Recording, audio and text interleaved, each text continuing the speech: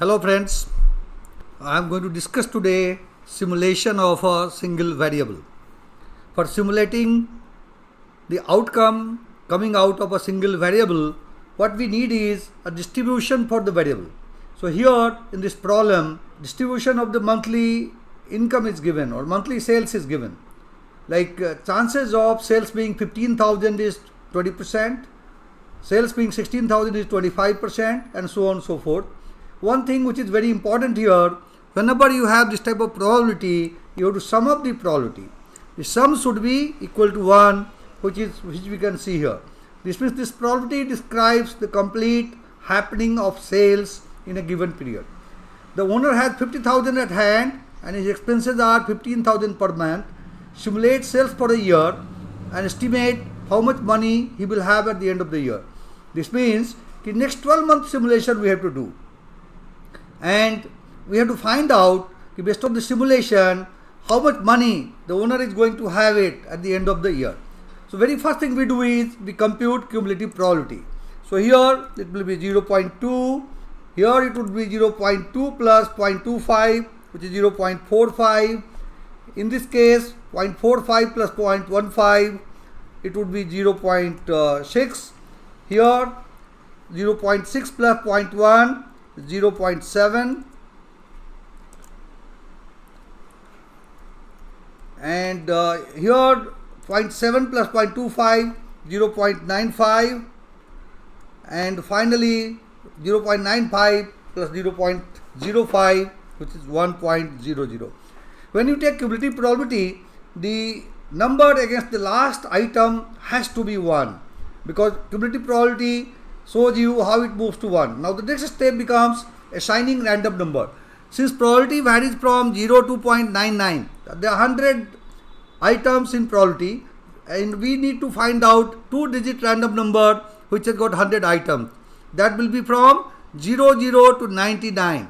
So we'll go ahead and assign the random number. Like in this case, random number would be 00 to 19, because we have got, this gives you 20, which will explain 20%, and here it will be 20 to 44. In this case it will be 45 to 59, and here it would be 60 to 69. 60 to 69. This case it would be 70 to 94, and here 95 to 99. Now in manual simulation, assignment of random number is very essential. If you do simulation by using computer, then what you require is only the probability and the distribution. All other things are computed by computer. But in manual, we need to assign random number, and typically we will need 12 random numbers which will be given to us, or in real life if you don't have random number, either you can take from Excel using random number generator, RAND function. But for single variable simulation which tests your understanding, this will be given all the time. So let's go ahead. The design of format for simulating the result, which you can see here, is a function of what we are trying to compute.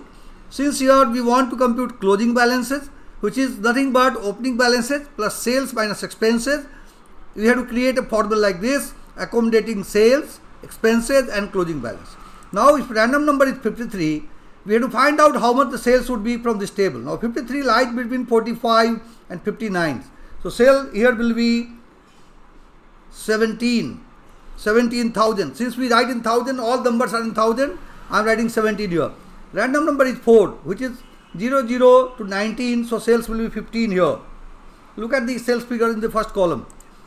Third is 84, so in 70, 94, 84 lies between that, so sales will be 19 here. So looking at that only, we are going to fill out the sales in all the cases.